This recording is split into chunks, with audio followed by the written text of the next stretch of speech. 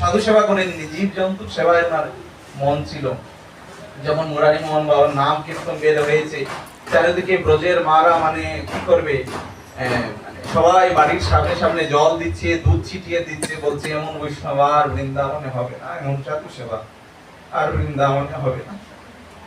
সবাই আবেগ নয়নিত হয়ে বৃন্দাবন কান্না করছিল। যখন ওনার সমাধি হয়েছিল, তখন ওই যে করতালটা, মানে ওনার যে সেবক মানে ওনার গুরুদেবের রুমের কাছে সমাধি হয়ে যাবে, গুরুদেবের রুমে গিয়ে কান্না করছে বিপুল হয়ে, গুরুদেব তুমি তো চলে গিয়েছো, তোমাকে তো কিছুই দিতে পারলাম না, তাহলে কি গুরুদেবের প্রিয় কি আছে, কি হবে? দেখলো গুরুদেবের প্রিয় করতালটি আছে।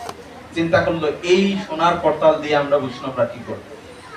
এই করতালটা, যেটা 23,44,000 করতালটা গুরুদেব সমাধি দেওয়া হয়েছে, গুরুদেবের হাতে ধরিয়ে দিয়ে হয়েছে।